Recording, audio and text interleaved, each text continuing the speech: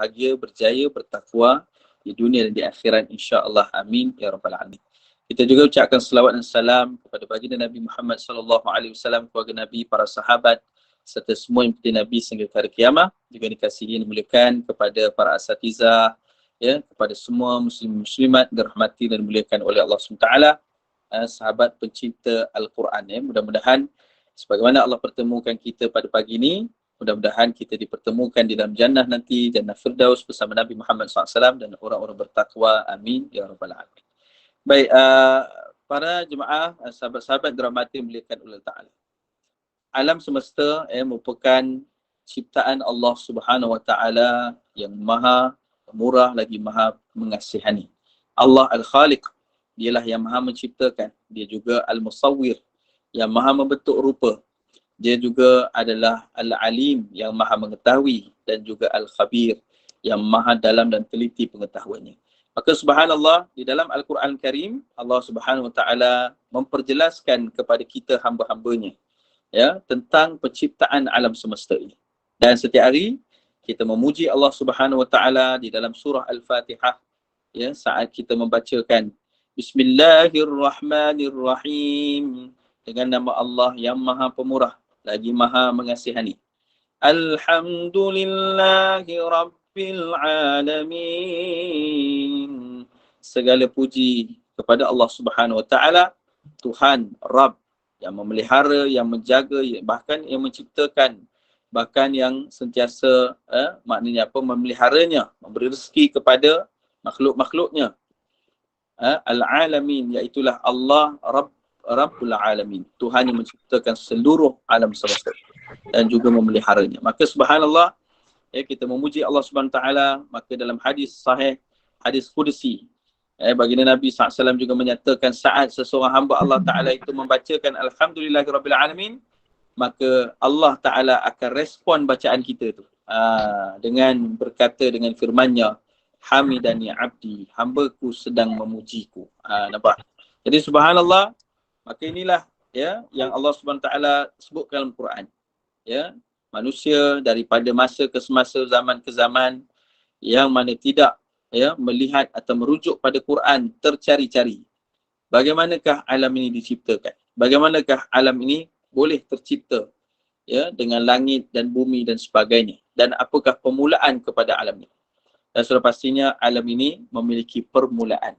Dan lebih menakjubkan apabila Allah Subhanahu Wa Ta'ala di dalam Al-Quran Karim memberikan kepada kita kefahaman agar kehidupan kita lebih tenang dan tenteram, ya, menjadi hamba Allah Ta'ala serta menjadi khalifahnya, ya, di dalam dunia ini. Saat itu maksudnya, hamba Allah iaitu melakukan kebaikan, dan juga iaitulah khalifah Allah memberikan kebaikan kepada hamba Allah yang lain. Maka Allah menenangkan jiwa kita dengan Allah mengkhabarkan bagaimana penciptaan alam ini, bagaimana ia bermula. Maka itulah hebatnya Al-Quran Karim sebagai wahyu kitabullah, ya, bahkan mukjizat baginda Nabi SAW. Dan, ya, ia menceritakan di dalamnya bagaimana alam ini bermula dan bagaimana alam ini tercipta. Maka tidaklah kita tercari-cari dan menjadi tidak tenteram memikirkan bagaimana alam ini diciptakan. Dan kita sudah menemui jawapannya, dan jawapannya begitu tuntas, begitu tepat, begitu jelas di dalam Al-Quranul Karim. Baik. Jadi jemaah sekalian dirahmati dan dimuliakan oleh Allah Subhanahu Wa Ta'ala. Pada tahun 1990, sebelum kita pergi kepada Al-Quran, pada tahun 1990, ada seorang profesor yang bernama Profesor Yoshihide Kozai. Seorang tokoh daripada negara matahari terbit, iaitu Jepun, daripada universiti yang terulung, masyhur, iaitu Universiti Tokyo. Maka Profesor Yoshihide Kozai, dia telah pun mendengar, dia sebenarnya adalah seorang pakar dalam bidang ilmu astronomi moden, iaitu ilmu kaji bintang moden, dan merupakan pengarah di bahagian pusat astronomi di Universiti Tokyo, Jepun. Jadi dia ni bukan orang yang biasa-biasa lah. Jadi dia ni orang yang berilmu, cendekiawan. Jadi dia mendengar bahawa orang-orang Islam membacakan Al-Quran Karim, dan Al-Quran itu menjelaskan berkaitan dengan penciptaan alam semesta dan begitu juga menjelaskan tentang ilmu astronomi moden. Jadi beliau menyatakan mustahil kerana kitab itu untuk menjelaskan satu fakta-fakta astronomi moden memerlukan teknologi yang sangat tinggi.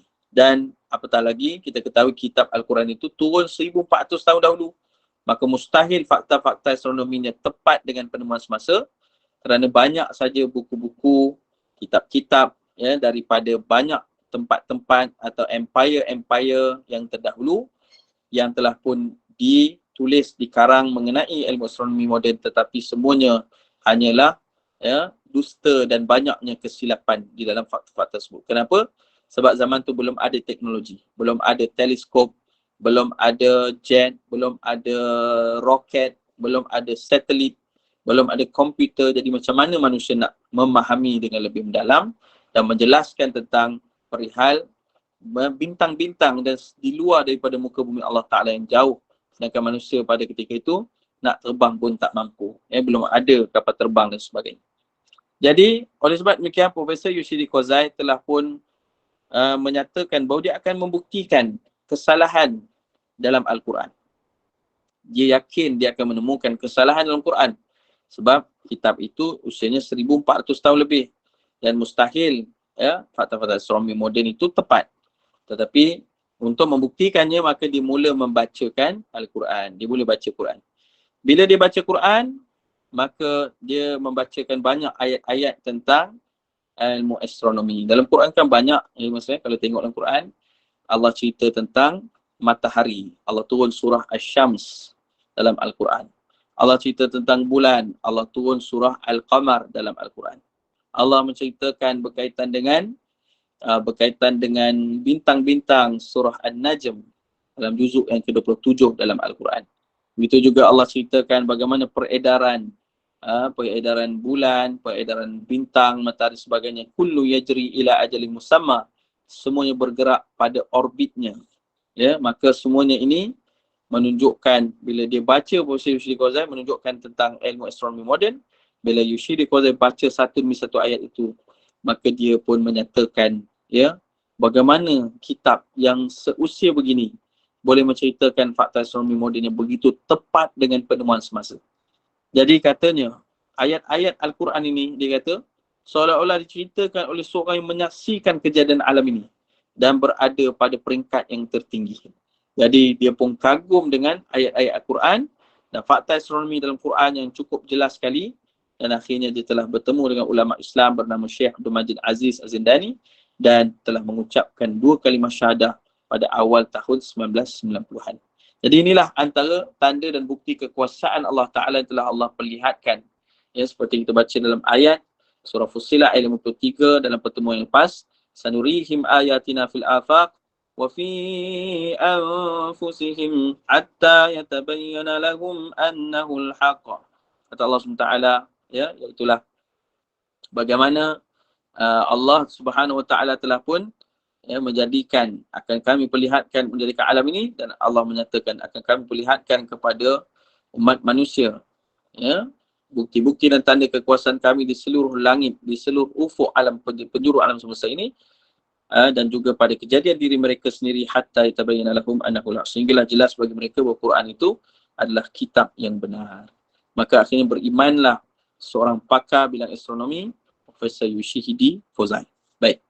Jadi jemaah sekalian dirahmati muliakan Allah Ta'ala.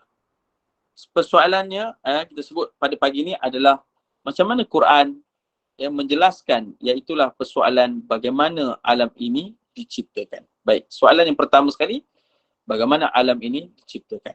Soalan ini bukan saja ditanyakan oleh setiap manusia, tetapi pakar-pakar ilmu astronomi moden, begitu juga pakar saintis-saintis yang mengkaji, mereka mencari di dalam kajian-kajian mereka bagaimana alam ini mula tercipta.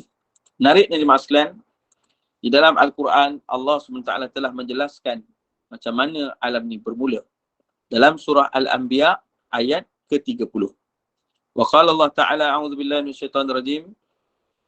أَوَلَمْ يَرَ الَّذِينَ كَفَرُوا أَنَّ السَّمَاوَاتِ وَالْأَرْضَ كانتا رتقا ففتقناهما وجعلنا من الماء كل شيء حي أفلا يؤمنون. Maksud daripada ayat ini, Allah berfirman, dan tidakkah orang-orang yang kafir itu memikirkan dan mempercayai bahawa sesungguhnya langit dan bumi itu pada asalnya kanata ratqa. Allah Ta'ala sebut kanata ratqa membawa maksud dahulunya kedua-duanya langit dan bumi ini seluruhnya ratqa, bercantum dengan padu, dengan kuat. Fafataqnahuma, lalu kami memisahkan di antara keduanya. Jadi Allah SWT menyebutkan kalimah pertamanya ratqa. Ratqa kalau dalam bahasa Arab kepada bahasa kita membawa maksud dicantumkan atau dilekatkan atau dijahit. Kalau dua kain yang bertampal dia akan dijahit. Maknanya melekat dengan begitu padu, dengan begitu kuat sekali. Fafataqnahuma pula dari kalimah fataqa. Fataqa membawa maksud koyak ataupun dicabut, direntap, ataupun dipisahkan dengan penuh kekuatan, daya. Maka ini dipanggil fataqa. Dalam ayat ini Allah sebut dua kalimah ini untuk menjelaskan perihal macam mana langit dan bumi ini bermula. Allah ciptakan. Dan Allah Ta'ala firman, وَجَعَلْنَا مِنَ الْمَاءِ كُلَّ شَيْءٍ حَيٍّ. Dan kami jadikan daripada air itu seluruh yang hidup. Afala yu'minun, dan mengapakah mereka tidak mahu beriman. Jadi jemaah sekalian dirahmati dan dimuliakan oleh Allah Ta'ala. Bila sebut tentang ayat tadi, sebenarnya Allah menjelaskan bagaimana alam ni dahulu dia bercantum dengan padu, kemudian dia berpisah, dileraikan. Sehingga terciptalah langit dan seluruh alam semesta ini, begitu juga bumi, dan begitulah juga planet-planet, bintang-bintang yang lain. Maka jemaah sekalian, dalam kajian ilmu astronomi moden, kalau kita lihat pada tahun-tahun yang terdahulu, sekalian, kalau kita lihat sebelum ini, bermula daripada seorang saintis bernama Alan Guth. Alan Guth ni dia telah pun mencipta satu teleskop. Dan daripada situlah dia mula mencerap bintang-bintang. Dan akhirnya dia menyatakan bahawa alam ni dia dalam sifat alam sekarang ni. Sifat alam ni dia berkembang. Kemudian ketika dia sebutkan tu, maka selepas daripada tu barulah seorang lagi saintis bernama Edwin Hubble. Jadi Edwin Hubble ni dia mencipta satu lagi teleskop lebih canggih, namanya teleskop Hubble. Jadi teleskop Hubble ni pula dia boleh mencerap bintang lebih jauh lagi. Maka dibuatlah catatan, dibuatlah kajian yang akhirnya Edwin Hubble mengesahkan memang alam ni dia dalam keadaan semakin meluas. Jadi kenapa disebut semikian? Sebab dia jumpa bahawa bintang-bintang ni kedudukannya berjauhan antara satu sama lain dari masa ke semasa. Jadi maksudnya satu bintang ke bintang yang lain, jaraknya dia akan nampak semakin jauh dari masa ke semasa, dari tahun ke tahun. Jadi ini catatan Alan Guth dan kemudiannya disambung oleh Edwin Hubble mengesahkan kajian itu, dan sehinggalah pada hari ini semua para saintis, para pengkaji baik di NASA, di mana-mana negara-negara maju, mereka mengesahkan bahawa alam kita ini bersifatnya mengembang seperti belon. Jadi kalau kita lukis pada belon tadi yang tengah kecut, kita lukis dua titik. Kemudian kita tiup belon tu, kita akan nampak titik tadi tu akan semakin berjauhan bila belon mengembang. Itulah yang diertikan bintang tadi tu. Kedudukan bintang tu sama tapi dia berjauhan disebabkan alam ni mengembang dari masa ke semasa. Maka oleh sebab itulah mereka mengeluarkan satu teori. Dan kemudian teori ini telah menjadi fakta, telah pun disahkan, yang dinamakan sebagai fakta, iaitulah the expanding universe. Alam yang sentiasa mengembang. Jadi ini berlaku pada tahun 60-an dan sebagainya pengesahan tersebut dan hinggalah kepada hari ini. Maka alam ini mengembang adalah satu daripada kajian yang baru dijumpai oleh manusia di zaman kita. Mana tak jauh daripada zaman kita. Sedangkan rupa-rupanya dalam Quran Allah telah sebutkan bahawa alam ni mengembang sejak 1400 tahun dahulu. Ni sebelum kita cerita pasal Al-Anbiya tadi, kita pergi ayat ni dulu. Iaitulah Allah berfirman dalam surah Az-Zariyat ayat ke-47 tentang the expanding universe, tentang alam yang mengembang ini. Qala Allah Ta'ala, "Was-samaa'a banaynaha bi'aidin wa inna lamusi'un." Kata Allah SWT, dan langit itu kami dirikan dengan kekuasaan kami, iaitulah dalam bentuk binaan yang kukuh dan rapi. Dan sesungguhnya sesungguhnya kamilah lamusi'un, yang sentiasa meluaskan langit ini, alam ini. Jadi disebutkan Allah menciptakan langit ini dan Allah SWT juga yang memperluaskannya. Dari kalimah wasi', Allah yang maha meluas, al-wasi', yang maha meluaskan. Lamusi'un membawa maksud yang sentiasa dari masa ke semasa memperluaskannya. Jadi subhanallah, ayat inilah yang merupakan salah satu dalil dan bukti bagaimana hebatnya mukjizat Al-Quran itu. Dan inilah yang menggoyangkan hati, hati yang angkuh seorang pengkaji yang namanya Yoshihide Kozai tadi, Profesor Kozai, yang asalnya menolak kebenaran Quran, tapi dia mula baca Quran, dia menemui kebenaran dan akhirnya beriman kepada Allah Subhanahu wa Ta'ala, beriman kepada kitabullah dan juga Nabi Muhammad sallallahu alaihi wasallam. Baik. Jadi mas sekalian, berbalik kepada tadi. Maka daripada teori the expanding universe, alam yang sentiasa mengembang, para saintis mengkaji bahawa bagaimana alam ni bermula. Maka timbullah satu lagi teori yang dinamakan the Big Bang Theory. Baik. The Big Bang Theory pula adalah salah satu daripada teori yang masih lagi dikaji dan dibuktikan sehingga hari ini. Namun ia masih kekal sebagai teori kerana kajian belum mencukupi untuk membuktikan hal itu benar-benar berlaku. Tetapi secara keseluruhannya hari ini, ramai para saintis telah pun mengesahkan dan juga telah pun mempersetujui bahawa alam ni memang daripada satu bentuk yang dipanggil titik singularity, bergabung dengan cukup kuat. Ini mereka bersetuju, bersepakat. Kemudian berlakulah letusan yang kuat. Bila berlaku letusan daripada titik singularity ini, maka membentuk kepada perihal yang lain di alam ini, seperti terbentuklah atom, hidrogen, helium, akhirnya membentuk bintang-bintang, galaksi dan juga bumi ini. Maka inilah antara disebutkan dalam teori Big Bang yang berasal daripada fakta the expanding universe tadi. Jadi macam mana alam ni boleh mengembang? Kerana asalnya dia bercantum dan dia meletup dengan kuat, maka dia dalam proses masih lagi mengembang. Belum lagi ada penghujungnya. Itu yang mereka telah kaji, saintis telah kaji hal ini. Namun yang menarik ini mas sekalian, apabila mereka mengkaji masa ke semasa dan menyatakan hampir pada pembuktian kepada teori ini, maka subhanallah, semakin manusia mengkaji, semakin tinggi teknologi manusia, semakin tingginya kajian ilmu manusia itu, maka akhirnya membawa kepada pembuktian kebenaran ayat Allah Subhanahu Wa Taala. Subhanallah. Itu yang Allah sebut sanurihim ayatina. Akan kami perlihatkan kepada mereka bukti dan tanda kekuasaan kami fil afaq, di seluruh pelosok alam ini. Sebab itu kata Imam Said Hawa rahimahullah ta'ala di dalam kitab Al-Asasu fi Tafsir, menceritakan bagaimana seakan Allah telah pun mentakdirkan bahawa banyaknya penemuan-penemuan kebesaran Allah Ta'ala ini di alam ini dilakukan oleh orang-orang non-Muslim, orang-orang yang tidak beriman. Itu Allah Ta'ala sebut sanurihim ayatina, kerana Allah akan tunjukkan kepada mereka. Him itu kata mufassirin sebagainya adalah orang yang menolak Quran, tidak mau menerima kebenaran Quran, tak mau beriman pada Allah.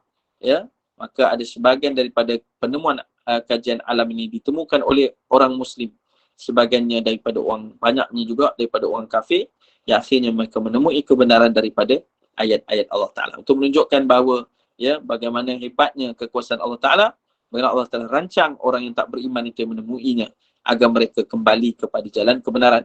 dan orang beriman, semakin terpasaklah iman kita saat kita membaca ayat-ayat tentang tanda kebesaran Allah. Namun jemaah sekalian, the Big Bang Theory adalah satu teori yang mana disebut para saintis bahawa semua proses tadi, letupan tadi yang menghasilkan bintang, menghasilkan planet dan sebagainya, bumi sebagainya, adalah berlaku secara sendiri ataupun dia berlaku secara spontaneous, tiba-tiba. Ya.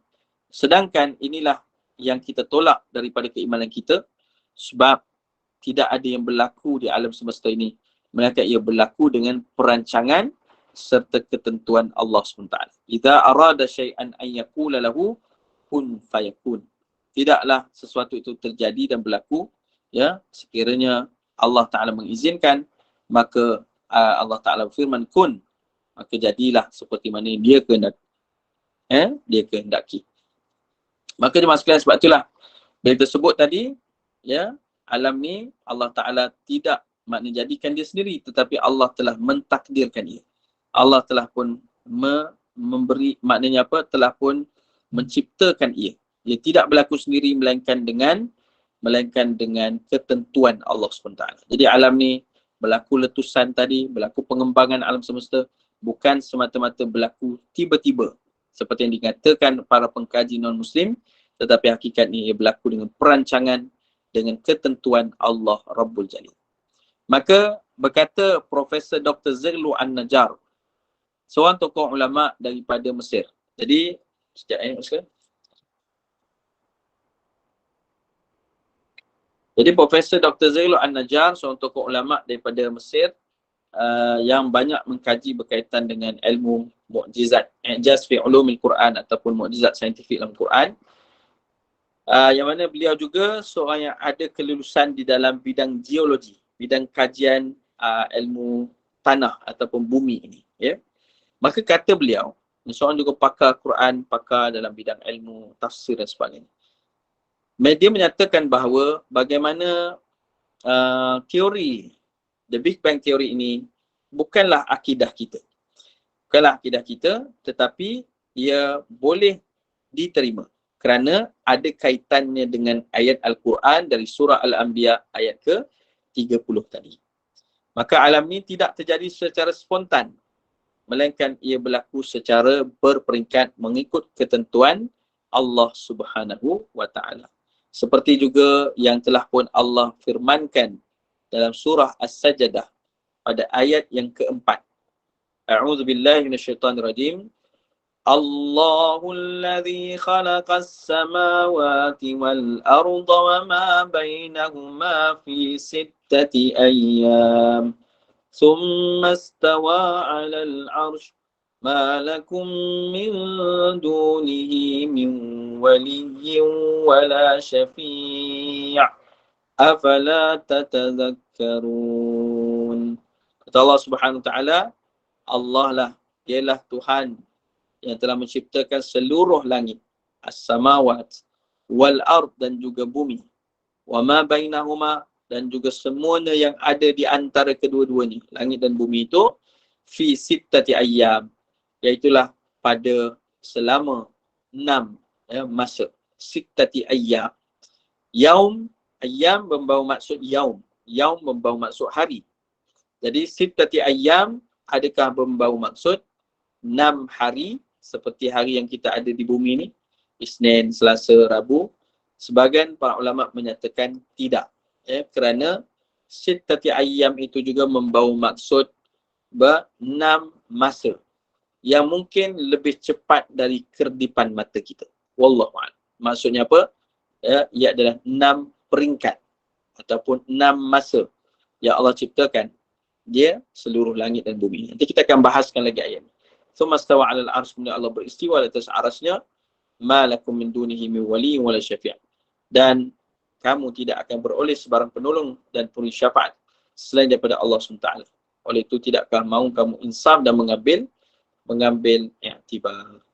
Jadi jemaah sekalian, Allah Ta'ala telah menceritakan bagaimana alam ni Allah ciptakan secara berperingkat. Ia tidak terjadi tiba-tiba. Ia berlaku dalam 6 fasa ataupun 6 masa. Ya, maka inilah Tidak seperti bagaimana yang saintis ataupun manusia gambarkan bahawa ia berlaku secara tiba-tiba. Baik, jadi jemaah sekalian, juga kata Profesor Dr. Zailul Al-Najjar bahawa asas kepada penerimaan fakta sains ataupun sesuatu ilmu adalah merujuk kepada wahyu dari Allah Ta'ala dahulu. Jadi maksudnya apa? Sains. Kalau tadi kita sebut tentang kajian, tentang penciptaan langit dan bumi atau ilmu astronomi moden, maka sains berada di bawah daripada revelation. Ini revelation, ini sains. Revelation membawa maksud wahyu dari Allah Ta'ala, ilmu-ilmu wahyu. Jadi revelation tu contohnya adalah Al-Quran. Hadis-hadis sahih Nabi SAW ataupun hadis-hadis Rasulullah SAW, dan begitu juga ijma' para ulama yang membahaskan tentang dalil-dalil dan nas itu. Maka ia mestilah memandu sains ataupun dipanggil reason. Revelation memandu reason.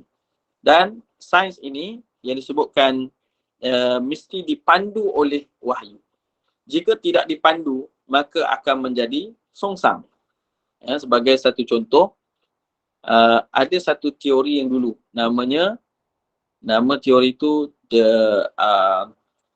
dipanggil Darwin teori, kan, ataupun disebut sebagai teori evolusi, teori evolusi manusia. Yang mana seorang saintis yang bernama Darwin, dia kata manusia ni, asal manusia adalah beruk. Beruk ni dia berbulu, kan, dia panjat pokok lah apa semua. Lalu dia berevolusi. Daripada dia berbulu, merangkak, banyak pokok, akhirnya dia berdiri. Kemudian bulu dia hilang, dan muka dia jadi handsome, dia jadi manusia. Dia boleh bercakap, boleh berfikir. Ini kata Darwin. Maka teori evolusi ni, adakah kita boleh terima ataupun tak boleh? Sebab dia ada dalam sains. Kajian alam, kajian tentang asal-usul manusia. Baik, macam nak tahu dia benar atau tidak, mesti kita rujuk pada revelation, pada Quran ataupun pada hadis Nabi SAW, pada ijma' para ulama. Jadi kalau kita kaji, tidak ada yang menyatakan manusia berasal dari beruk, melainkan asal manusia adalah Nabi Adam AS. Allah Ta'ala sebut, walaqad karramna bani Adam, sesungguhnya kami telah memuliakan kepada anak keturunan Nabi Adam AS. Jadi dari Adam dan Hawa itulah maka lahirnya keturunan zuriat Adam AS. Jadi daripada situ kita ketahui bahawa teori tadi bersalahan dengan Al-Quran, tidak seiring dan bertentangan dengan Quran, maka kita menolak teori tadi. Dalam Quran tidak ada sebut manusia berasal daripada beruk. Tapi yang ada, bagaimana manusia, dalam Quran tak ada bagaimana beruk jadi manusia, tak ada. Yang ada manusia jadi beruk, yang tu ada dalam Quran, kan. Dalam kisah yang dipanggil Ashabus Sabt, kisah orang-orang hari Sabtu, yang mereka ni langgar perintah Allah Ta'ala. Allah tak izinkan di kaum Bani Israel. Allah Ta'ala berikan syariat pada mereka, hari Sabtu tak boleh pergi tangkap ikan. Mereka ni nelayan. Tapi apa berlaku? Masa hari itulah Allah uji mereka. Tak boleh tangkap ikan, tapi hari itulah paling banyak sekali ikan dekat lautan itu. Maka apa yang berlaku? Mereka pun tak sabar. Mereka pun lawan perintah Allah dengan berhelah. Caranya mereka letakkan tangguk hari Jumaat, mereka angkat pada hari Ahad. Supaya hari Sabtu nampaklah macam beribadah. Padahal mereka semua dalam hati sebut, banyaklah ikan masuk ni. Akhirnya hari setelah itu diangkat, memang banyak ikan hari Ahad. Tapi Allah Ta'ala balasi perbuatan mereka dengan menukarkan mereka menjadi beruk. Kunu kiradatan khasi'in. Jadilah kamu kera-kera, beruk-beruk yang hina. Akhirnya mereka balik pada perkampungan mereka. Orang semua terkejut, banyak beruk yang balik. Rupanya mereka itu semua adalah ayah-ayah mereka yang telah berubah jadi buruk, akhirnya dibela dan matilah semua itu. Tak berapa lama mati. Jadi itulah balasan Allah kepada orang yang tidak taat kepada perintah Allah. Jadi tak ada Darwin teori yang selari dengan Quran. Maka kita tolak sama sekali teori tersebut kerana ia bertentangan. Tetapi ada yang selari seperti tadi the Big Bang Theory, ya, seperti tadi juga the expanding of universe, maka kita boleh menerimanya fakta sains itu sebagai salah satu ilmu untuk memahamkan kita juga kepada ayat-ayat Allah Subhanahu Wa Taala. Baik. Jadi para jemaah sekalian dirahmati dan muliakan oleh Allah Subhanahu Wa Taala. Dalam hal ini juga saya ingin bicarakan sedikit tentang sittati ayyam. Berbalik kepada surah As-Sajdah tadi, pada ayat yang keempat, ya, pada ayat ini Allah Ta'ala sebut apa dia? Allahu alladhi khalaqas samawati wal ard wa ma bainahuma fi sittati ayyam. Summa istawa 'ala al-'arsy. Baik, saya nak bahaskan sedikit ayat ini. Dalam ayat ini Allah Ta'ala sebut Allah lah yang menjadikan seluruh langit ini dan juga bumi. Baik. As-samawat dalam Quran, langit ni Allah sebut dengan dua kalimah. Pertama, kalimah as-sama. Ya, as-sama, alif lam, sin, mim, alif, kemudian hamzah, dan pada alif tadi tu dia ada huruf mad. Dia jadi, biasanya dalam Quran kita akan baca as-sama ni dengan hukum mad wajib mutasil. Dia kena panjang, 5 harakat, 6 harakat macam tu. Jadi as-sama, ya, itu maksudnya satu langit.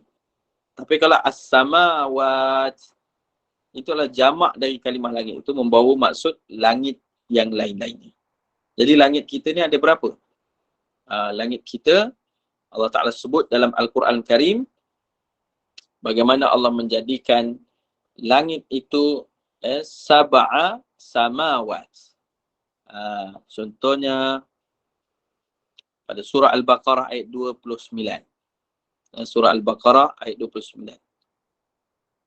Walladhi khalaqa lakum ma fil ardi jami'a thumma istawa ila as-sama' fasawwahunna sab'a samawat wa huwa bikulli syai'in alim. Kata Allah Ta'ala, dialah Allah Ta'ala menjadikan segala sesuatu bagi kamu di bumi. Kemudian dia menuju dengan kehendaknya ke langit. Lalu menjadikan sab'a samawat, 7 langit yang lain. Wa huwa bikulli syai'in alim. Dan dia mengetahui atas setiap sesuatu. Jadi membawa maksud, langit kita ni, as-samawat, ada 7 langit. Inilah yang berlaku ketika peristiwa Isra' wal Mi'raj Nabi SAW. Nabi naik dari satu tingkatan lain langit kepada langit yang lain. Dan setiap langit itu Nabi bertemu dengan Rasul-Rasul yang terdahulu. Kan? Ingat lagi peristiwa Isra' wal Mi'raj? Yang biasa sekarang kita sambut Isra' wal Mi'raj ni bulan Rejab kan? 27 Rejab. Jadi peristiwa itu Nabi lalu setiap langit-langit. Langit ni ada 7. Ya? Setiap dari langit itu ada penghuninya. Antaranya adalah Nabi-Nabi terdahulu. Nabi Adam alaihissalam, ya, Nabi Yahya alaihissalam, Nabi Isa alaihissalam, ya, dan begitulah juga Nabi-Nabi yang lain, sampailah Nabi Musa dan juga Nabi Ibrahim alaihissalam. Jadi, teman sekalian, kalau nak tahu tu saya sebutlah. Okey, sekejap. Jadi, sebagai yang kata pengisian saja, samawat itu maksudnya adalah langit-langit yang banyak yang Allah Ta'ala ciptakan. Dan kemudian langit itu telah pun Allah jadikan maknanya apa? Di langit itu, setiap dari langit itu adanya penghuninya. Sebagai contoh Isra' wal Mi'raj Nabi dalam hadis sahih, yang juga disebutkan oleh Imam Ibn Qayyim Al-Jawzi, maka Nabi naik langit yang pertama. Bila dibukakan, maka sampai langit yang pertama, Nabi telah pun maknanya apa, bertemu dengan Nabi Adam alaihissalam. Langit yang kedua, Nabi bertemu dengan Nabi Yahya dan Nabi Isa alaihissalam. Langit yang ketiga, Nabi bertemu dengan Nabi Yusuf alaihissalam. Langit yang keempat, Nabi bertemu dengan Nabi Idris alaihissalam. Langit yang kelima, Nabi bertemu dengan Nabi Harun alaihissalam. Langit yang keenam, Nabi bertemu dengan Nabi Musa alaihissalam. Dan langit yang ketujuh, Nabi bertemu dengan Nabi Ibrahim alaihissalam. Jadi ini antara peristiwa Isra' Mi'raj yang biasa kita dengarkan, dan ini sekadar untuk tambahan maklumat kepada semua muslim-muslimat sekalian. Baik, kita sambung balik tadi. Maka dalam ayat Al-Quran tadi, Allah Subhanahu Wa Taala sebut dalam ayat tadi, bagaimana Allah jadikan seluruh langit yang 7, wal ard, dan juga bumi. Ya. Wa ma bainahuma, dan semua yang ada di antara langit dan bumi itu. Ni bumi, ni langit, semuanya. Semua tu Allah jadikan selama sittati ayyam. Apa maksud sittati ayyam ini? Sebagian ulama sebut ia bukanlah masa yang kita sebut tadi tu. Hari Isnin, Selasa, Rabu, bukan. Tapi ia adalah masa fasa yang Allah jadikan, peringkat yang Allah jadikan. Dan ia juga disebut masa. Sebab apa? Kalimah yaum dalam Quran, ya, kalimah yaum, hari, dalam Quran ada makna yang berbeza dengan yaum yang kita selalu sebutkan. Al-yaum, yaumul Jumaah. Hari ini hari Jumaat. Betul lah.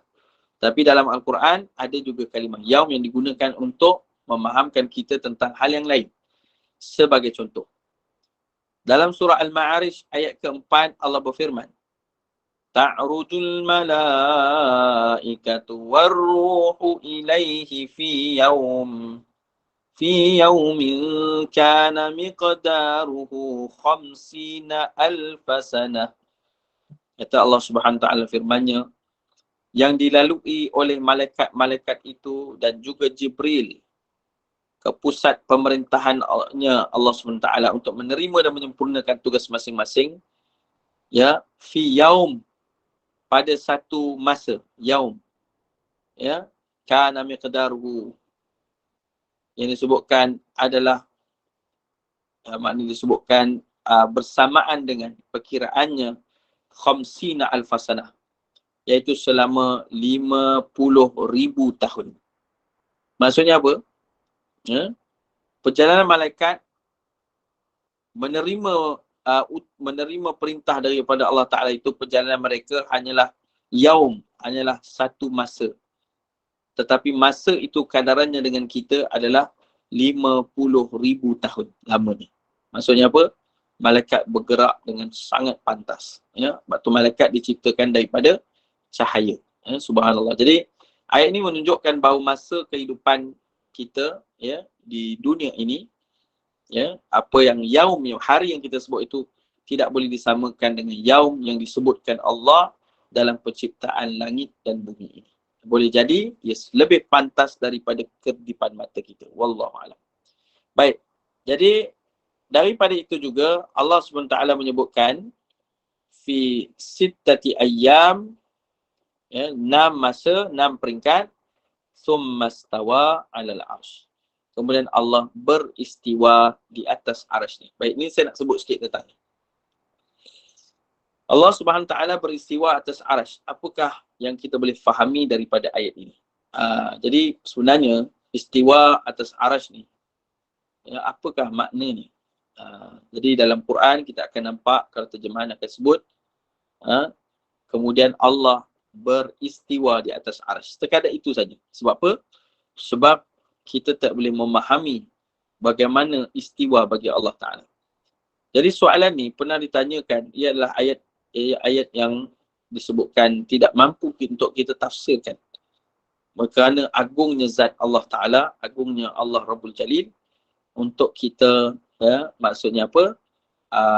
Gambarkan bagaimana istiwa itu bagi Allah. Jadi pernahlah dahulu di zaman ulama bernama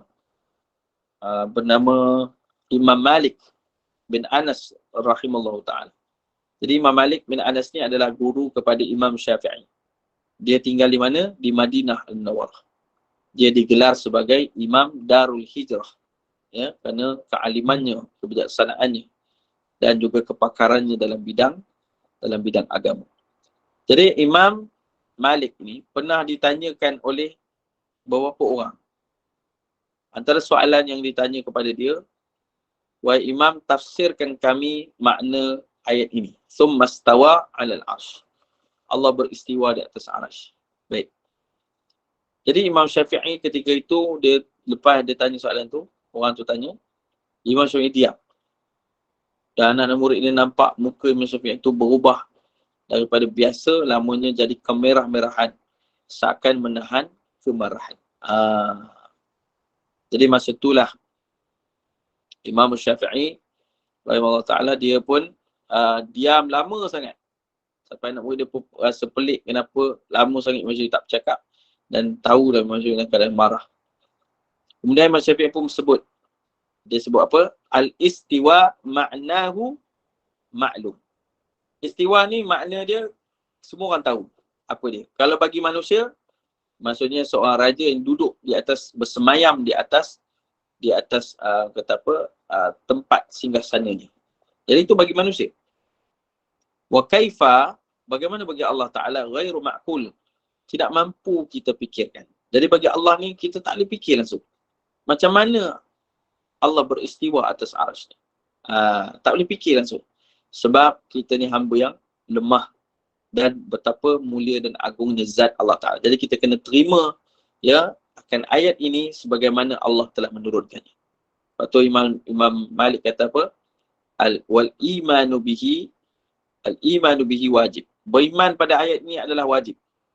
Was-su'alu anhu bid'ah. Dan bertanya ya tentang ayat ini adalah bid'ah.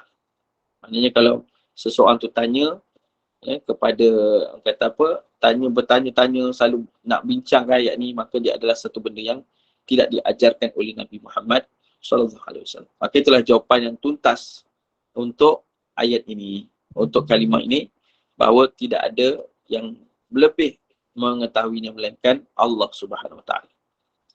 Kemudian inilah yang disebutkan dengan disebutkan sebagai sittati ayyam, 6 hari di mana 6 masa yang mana diciptakan seluruh langit dan bumi. Baik. Orang-orang Yahudi dan Nasrani, mereka juga mempercayai bahawa alam ini diciptakan. Tetapi dia kata bukan dengan 6 tapi dengan 7 hari. Nampak? Ini pegangan orang-orang Yahudi. Kenapa? Sebab dia kata 6 hari Tuhan menciptakan. Sebab apa? Mereka dulu baca Taurat dan baca Injil. Kan? Baca Taurat, baca Injil. Jadi mereka ni ada yang mereka pegang lagi, tapi banyaknya yang mereka pegang tu telah sesat. Kan? Sebab diubah suai. Jadi apabila disebut tentang penciptaan langit dan bumi selama 6 masa, mereka cakap 7 hari. Iaitu hari yang kita lalu ini, hari Senin, Selasa, Rabu, itu fahaman mereka. Kita tidak faham gitu. Ya? Jadi disebutkan bahawa mereka sebut kenapa ada 7, sebab hari yang ke-7 tu adalah hari kerehatan Tuhan. Dipanggil Sabbath Day, hari kerehatan. Hari kerehatan tu. Sebab tu dipanggil, orang dia panggil Sabtu kan. Jadi Sabbath, kan orang sebut Sabbath, sabbatical apa tu dipanggil apa tu? Cuti sabbatical kan. Sabbatical artinya cuti kerehatan. Sabbath, Sabtu. Jadi mereka kata tu hari rehat. Hari rehat siapa? Hari rehat Tuhan. Sebab Tuhan penat buat alam semesta. Itu bagi pahaman mereka. Kerana mereka meletakkan Tuhan ni macam manusia, dan orang Yahudi merendahkan Tuhan ni seperti manusia juga. Sebab tu mereka dilaknat oleh Allah Ta'ala. Asalnya mereka beriman. Mereka telah sesat dengan pemikiran dan fahaman yang bertentangan dengan kitabullah dan juga Nabiullah. Baik, jadi balik pada tadi. Maka mereka menyatakan Tuhan kena berehat. Sebab tu kita kena berehat hari Sabtu. Atau orang Yahudi begitu strict sekali, sehingga mereka tak boleh bekerja pada hari Sabtu itu. Ya, sehingga mereka nak tekan Swiss pun tak boleh. Ada yang menyatakan, sebagian saya tanya masa saya belajar dulu tentang kaum Yahudi, ya, mereka ni sampai kena upah orang agama lain untuk buatkan untuk mereka. Nak makan, kena masak hari sebelum. Kalau tak sempat, habislah. Hari tu kena tempah orang lain tolong masak kan. Mereka tak boleh bekerja apa pun. Atau tekan Swiss pun tak boleh. Punyalah pelik pemikiran yang salah. Yang Allah Ta'ala tidak mengizinkan ekstrim macam ni. Tapi itulah pahaman mereka. Kenapa? Kami ni anak Tuhan. Tuhan berehat, kami juga kena berehat. Na'udzubillah. Jadi apa yang berlaku? Apabila mereka telah pun jadi macam ni, maka kata Tuhan berehat, Allah Ta'ala menyangkal pahaman Yahudi dan Nasrani dengan Allah turunkan surah dari surah Qaf ayat ke-38. Kerana Allah nak beritahu bahawa tidak ada susah dan payahnya Allah menciptakan alam ini seperti yang manusia sangkakan. Yang sebagai manusia sesat menyangkakan Tuhan penat menciptakan alam. Tapi Allah Ta'ala balas surah Qaf ayat 38. وَلَقَدْ خَلَقْنَا السَّمَاوَاتِ وَالْأَرْضِ وَمَا بَيْنَهُمَا فِي 6 أَيَّامٍ وَمَا مَسَّنَا مِن لُغُوبٍ. Jadi jemaah sekalian, Allah Ta'ala beritahu, dan demi sesungguhnya kami telah menciptakan langit dan bumi itu serta segala yang ada di antara keduanya di dalam 6 masa. Ya, yang kita sebut tadi lah. Dan wama massana min lughub, iaitu maksudnya dan kami tidak sedikit pun mengalami sebarang susah payah menciptakan alam itu. Jadi Allah menegaskan menciptakan alam ni mudah saja bagi Allah. Allah tidak perlu berehat, ya, bahkan tidak ada yang seperti disebutkan oleh orang-orang Yahudi dan Nasrani bahawa Tuhan berehat pada hari ke-7 setelah menciptakan alam semesta ini. Na'udzubillah min dzalik. Maka inilah satu pepahaman yang kita kena tahu, perbezaan di antara kita dengan orang Yahudi dan Nasrani. Mereka juga dahulu baca kitab Allah, tapi mereka telah sesat kerana mencipta kefahaman yang bertentangan daripada Al-Quran, bertentangan daripada keredaan Allah SWT. Dan Allah Ta'ala telah menegaskan, ya, bagaimana inna dina indallahi Islam, tidak ada agama yang Allah terima melainkan hanyalah Islam semata-mata. Baik. Jadi jemaah sekalian dirahmati dan muliakan Allah Ta'ala, muslimat dirahmati Allah Ta'ala. Kita menyambung lagi kajian ini. Sedikit masa lagi. Iaitu saya nak terangkan pula bagaimana kalimah as-sama.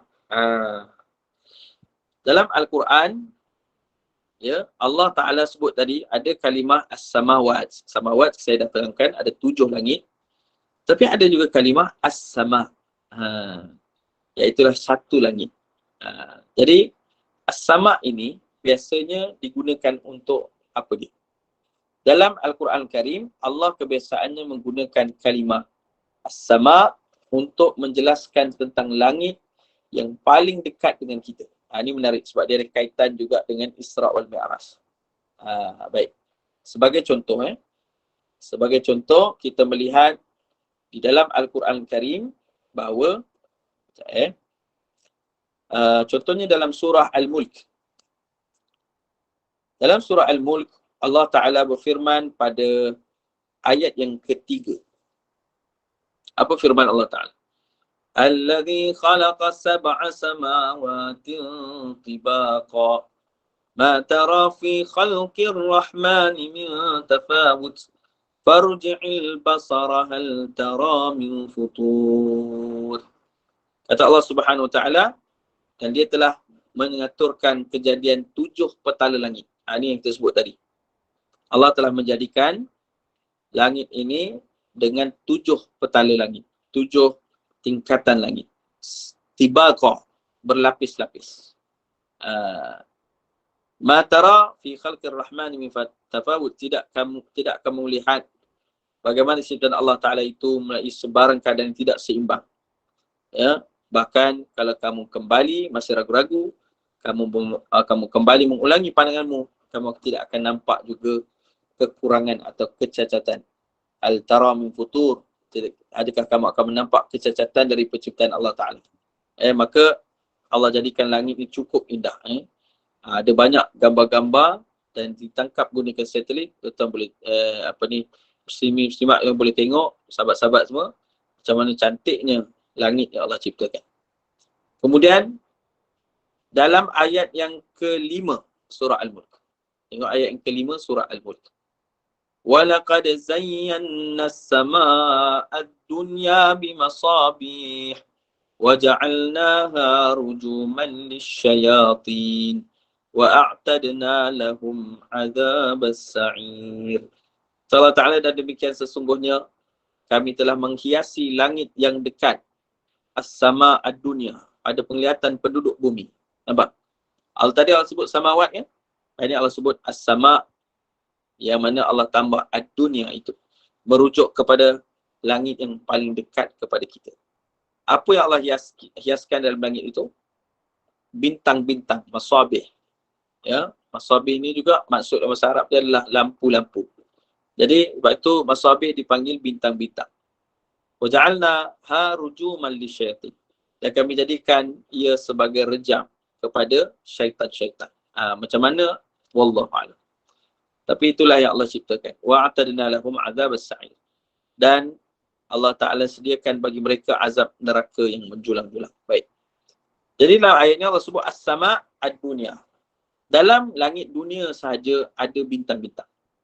Langit lain tak ada disebutkan dalam Quran, bahkan ya, ia sesuatu yang tidak dinyatakan. Bahkan dalam Isra' al-Mi'raj, langit itu adanya Nabi bertemu dengan Nabi-Nabi yang lain. Yang pertama, yang kedua, yang ketiga. Jadi masalah langit dunia ni pula berapa luasnya? Ni kita nak tahu luas langit Allah Ta'ala. Jelasnya saya nak beritahu. Jadi para saintis yang mengkaji tentang bintang dan sebagainya, mereka nak menganggarkan jarak di antara bumi ke bintang itu, mereka tidak menggunakan istilah kilometer. Sebab dia sangat kecil. Kilometer ni pun dah jadi sangat-sangat pendek. Maka mereka mencipta satu lagi unit yang dinamakan light years ataupun tahun cahaya. Jadi ada bintang yang daripada bumi jaraknya 1 tahun cahaya. Ada yang jaraknya 2 tahun cahaya. Ada jaraknya 10 tahun cahaya. Ada jaraknya ratusan tahun cahaya. Dan yang paling jauh setakat ini adalah 12.8 juta tahun cahaya. Baik, apakah makna tahun cahaya itu? 1 saat cahaya bergerak sejauh 300,000 kilometer. 1 saat cahaya. Di 1 saat cahaya dia gerak 300,000 kilometer. Kalau 2 saat, 600,000 kilometer. Makanya kelajuan cahaya adalah 300,000 kilometer per saat. Begitulah seterusnya. Maka bayangkan kalau cahaya bergerak selama 10 saat. Dah berapa jauh kilometer. Kalau cahaya bergerak selama 1 minit, macam mana pula kalau cahaya bergerak selama 1 bulan? Macam mana pula kalau cahaya bergerak selama 1 tahun? Bayangkanlah betapa jauhnya ya kilometer jarak di antara bumi kepada bintang yang jaraknya 1 tahun cahaya. Tapi setakat ni manusia berjaya cerap bintang paling jauh berapa? 12.5 juta tahun cahaya. Bayangkanlah jauhnya bintang itu. Dan walaqad zayyana sama ad-dunya, itu baru langit dunia. Belum langit yang lain lagi. Belum langit yang kedua, ketiga, keempat dan lain-lainnya. Ya, inilah luasnya langit yang Allah ciptakan, besarnya alam semesta ini. Dan Allah juga sebut dalam Quran bagaimana jannah, syurga, ahli syurga ini akan mendapat syurga yang luasnya arduha ka'ardus samawati wal ardh, seluas seluruh langit dan bumi ini. Ya Allah. Ya, besarnya rahmat Allah Ta'ala, keagungan Allah Ta'ala dalam ciptaan alam semesta ini, dan betapa besarnya rahmat Allah Ta'ala kepada hamba-hambanya yang beriman. Mudah-mudahan kita termasuk di kalangan hamba yang bertakwa. Sebanyak perkongsian kita pagi ini, insyaAllah menambah iman dan takwa kita kepada Allah Ta'ala. Dan insyaAllah dalam pertemuan yang akan datang, kita akan bicarakan dari 6 masa tadi, bagaimana Allah mengagih-agihkan penceritaan ini dalam surah Fussilat pula. InsyaAllah ya, dalam pertemuan akan datang. Jazakumullah khairan katsira. Semoga yang baik itu daripada Allah Ta'ala. Jika ada kesilapan, kekhilafan, saya mohon maaf. Berilah teguran pada siang fakir ini. Semoga Allah berkati apa yang dibincangkan dapat kita amalkan dan sampaikan. Wassalamualaikum warahmatullahi wabarakatuh. Waalaikumsalam warahmatullahi wabarakatuh. Jazakallah khair al-Fadhil Ustaz Zaki, Arif Zaki, dan terima kasih atas perkongsian ilmunya. Dan ada soalan, Ustaz, kita boleh buka soalan ke? Kalau ada soalan lah, kalau ada. Boleh, insyaAllah. Okey, silakan Puan Iksam nak angkat tangan. Assalamualaikum Ustaz. Waalaikumsalam warahmatullahi wabarakatuh. Ustaz, Ya. Apa ni, daripada saya punya pahaman lah Ustaz dari Al-Quran, kalau kejadian bumi, Allah ada berfirman tentang proses pembuatan bumi ya, hari pertama, hari kedua, ketiga, gunung ganang macam itulah. Tapi kalau langit, dia terus selalu ayat dia Allah jadikan langit. Oh, okey. Apa yang ada apa hikmah di sebalik itu Ustaz? Okey. Ataupun betul kepahaman saya tu Ustaz? Okey. Okey Hajar. Terima kasih Ustaz. Sama.